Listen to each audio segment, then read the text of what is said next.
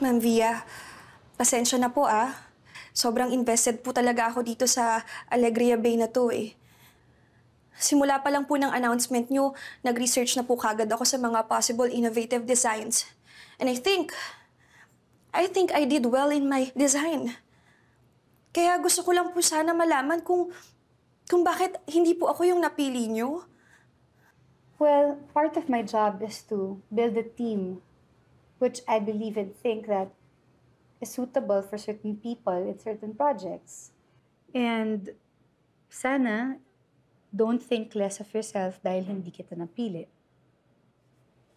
O dahil po ba babae ako? What made you say that?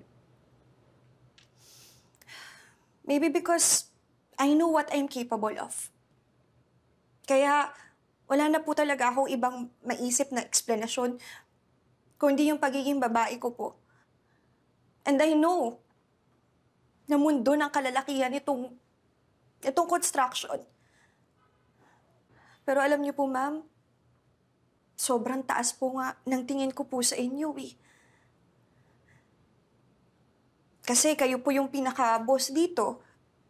Kaya akala ko lang po na mas magiging aware kayo sa mga struggles ng mga babaeng employees dito dahil babae rin po kayo. And I'm sure, kaya niyo pong gawin lahat ng mga ginagawa ng mga kalalakihan dito. Maybe even better. Siguro gusto ko lang po talaga mabigyan ng chance.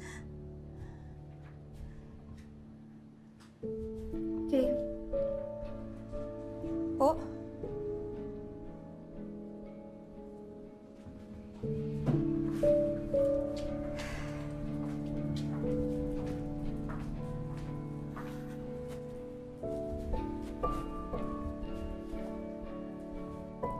Well, for you to just barge into my office demanding an explanation from me, I saw and I can feel your hunger and your passion. And so, I just want to say, congratulations. You are a part of Alegria Bay Project. Oh my gosh! Ma'am, thank you so much po. Thank you po. Promise po, hindi ko po kayo bibiguin. Gagawin ko po yung best ko. I will give my all for this project po. Thank you po, ma'am. Thank you po. Thank you po. Congratulations.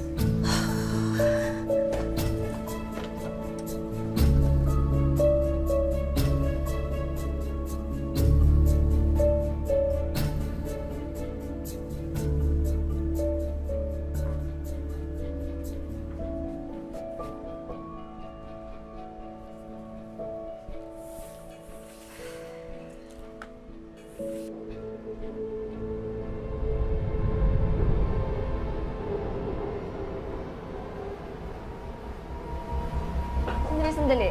Ang kailangan nyo? Andiyan ba si Mrs. Via Laurente? Bakit po? Sally, anong nangyayari dito? Olivia Laurente, ikaw ay naaresto namin sa salang murder kay Ramon Laurente. What? What are you talking about? Ikaw ay may karapatang manahimik o magsawalang kibo. Ano man ang iyong sasabihin ay maaaring gamitin pabor o laban sa iyo sa anumang hukuman. Sally, call my lawyer.